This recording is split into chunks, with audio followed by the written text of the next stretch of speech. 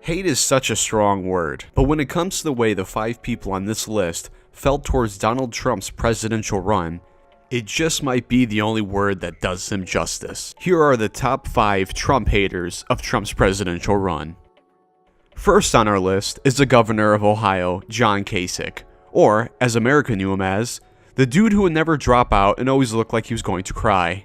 When it became clear that Trump was poised to win the primary, Kasich didn't hold back his disdain for Donald. He then doubled down on his jealousy for Trump by refusing to attend the Republican convention. In his own state, he then tripled down when he made it clear that he wouldn't do any campaigning in the key battleground state of Ohio, a state that Trump eventually won, adding to Kasich's embarrassment. To top it all off, Kasich revealed that he didn't vote for any candidate on the ballot, but wrote in, wait for it, John McCain. Don't kid yourself, Governor. We all know you voted for yourself, you son of a mailman. Next on our list is controversial female of Fox News, Megyn Kelly. Kelly slowly began making a name for herself on the network, and shortly after getting her own show, surpassed Fox News titan Bill O'Reilly in the ratings. But she would soon be on a history-changing collision course with Donald Trump that would forever tarnish her image for many viewers. It began at the first primary debate. You've called women you don't like fat pigs, dogs, slobs, and disgusting animals.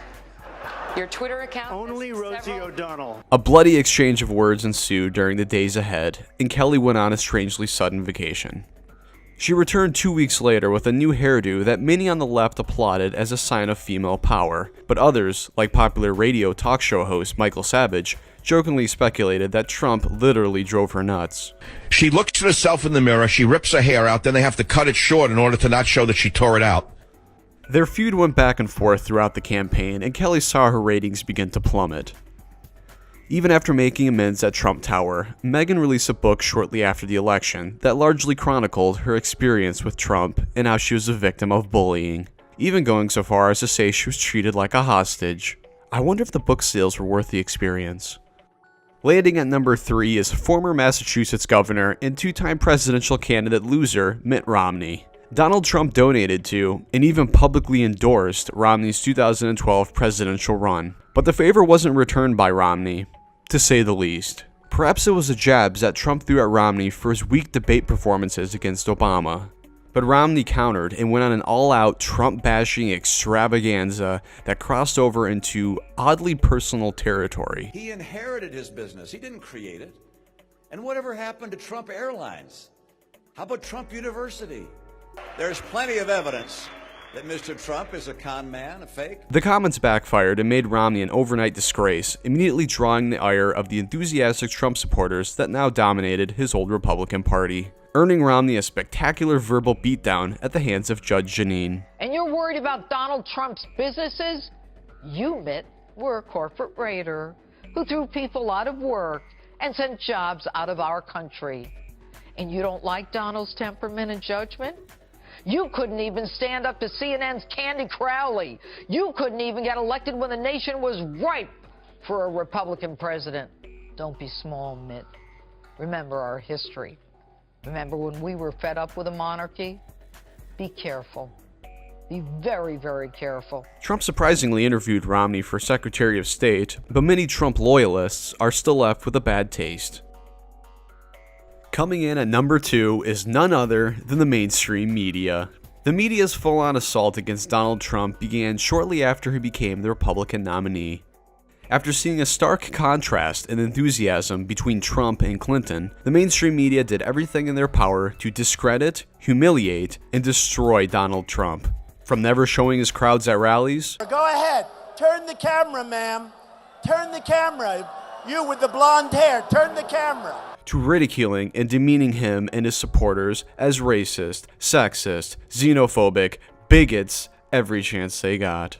To either flat out lying about Trump's position in the polls, or being so smug and out of touch with reality that they actually believed Hillary had a 99.9% chance of winning. It would take too long to name each and every mainstream media hack, so I'll just put half of them in what I call the basket of deplorables and move on. Taking the number 1 spot is conservative personality turned ultimate Trump hater, Glenn Beck. To say Beck went all in on trying to stop Trump from winning is an understatement. He spent $500,000 of his own money to campaign for Ted Cruz in opposition to Trump, spent nearly every day of his radio show bashing Trump, went on a bizarre fast in an attempt to guilt God-fearing Republicans not to vote for Trump, tanked his entire media empire, and covered his face in crushed up Cheetos. Beck was also suspended by SiriusXM for failing to condemn a caller who suggested the assassination of the now president-elect and sold out to Mark Zuckerberg after Facebook was caught censoring and suppressing conservative groups. Beck also told his listeners that he considered voting for Hillary, which most likely means he did. And did I mention he literally covered his face in crushed up Cheetos? This is original flavor, and they've been crushed. Because of Beck's history as a true and trusted conservative voice and the massive reach he has, or had, with conservative voters who are on the fence for voting for Trump, and his quizzical willingness to lose the Supreme Court for the next 50 years, Beck's Benedict Arnold impression cements him at the top of our list. That's our top 5 list of biggest Trump haters of Trump's presidential run. I apologize if your favorite Trump hater didn't make the cut, but you can always add them in the comments section. And don't forget to like and share this video to show that you supported Trump, unlike these poor saps.